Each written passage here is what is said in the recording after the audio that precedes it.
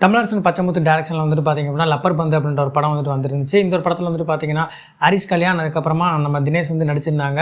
So அட்டகத்தி தினேஷ்க்கு வந்துட்டு ரொம்ப வருஷத்துக்கு அப்புறமா ஒரு கம்பேக்கான ஒரு படமாக வந்துட்டு இந்த ஒரு படம் வந்துட்டு அமைஞ்சிருந்துச்சு. அது மட்டும் இல்லாமல் இந்த படத்துக்கு அப்புறம் தான் அவர் ரொம்ப வந்துட்டு பேச ஆரம்பித்தாங்க.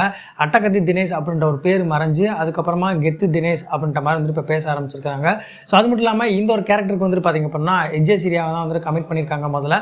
ஆனால் வந்துட்டு அவர் இந்த படத்துக்கு உண்டான ஒரு வேல்யூ வந்து கூட்டி கேட்டிருக்காங்க. அதாவது அவரோட சம்பளத்தை வந்துட்டு 7 கோடி ரூபா வரைக்கும் வந்து கேட்டிருக்காங்க. ஸோ உங்கள் டீமால் வந்து கொடுக்க முடியல. இந்த படத்தோட பட்ஜெட்டே வந்துட்டு பார்த்தீங்க அப்படின்னா 5 கோடி ரூபா 75 லட்சம் அப்படின்ற ரேஞ்சில் தான் வந்துட்டு வந்திருக்கு. ஆனால் ஒரு கூட்டி கேட்கவும் வந்துட்டு பார்த்தீங்க அப்படின்னா கொடுக்க முடியாது அப்படின்னு சொல்லியிருக்காங்க. அது மட்டும் இல்லாமல் நான் வந்துட்டு இப்போ ஒரு நெகட்டிவ் ரோலில் ஒரு ஹீரோ ரோலில் வந்துட்டு பண்ணிட்டு இருக்கேன், எனக்கு இந்த ஒரு படம் வந்து செட் ஆகாது அப்படின்ற மாதிரி வந்துட்டு அவர் மறுத்துருக்காரு.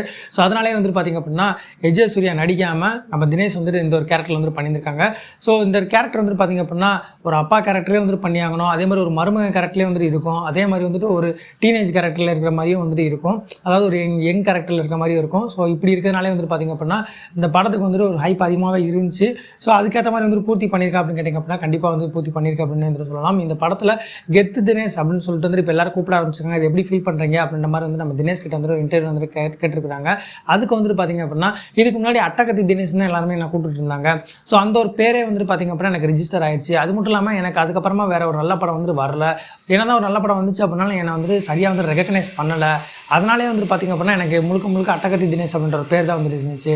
இப்போ வந்துட்டு பார்த்திங்க அப்படின்னா கெத்து தினேஷ் அப்படின்னு சொல்லி வந்து கூப்பிடுறது எனக்கு கொஞ்சம் நல்லா தான் வந்துட்டு இருக்குது. அதே மாதிரி தான் வந்துட்டு ரஞ்சித் குமார் வந்துட்டு ஃபீல் பண்ணுவார். ஒரு கட்டத்துக்கு அப்புறமா அவரே வந்துட்டு என்னோட கரியரை வந்துட்டு அழிச்சிட்டு தான் வந்துட்டு அவரே வந்து ஃபீல் பண்ணியிருக்காரு. நான் அப்படி ஒரு படம் கொடுத்துருக்க கூடாதுன்னு எனக்கு தோணுச்சு அப்படின்ற மாதிரி வந்து சொல்லியிருந்திருப்பாங்க.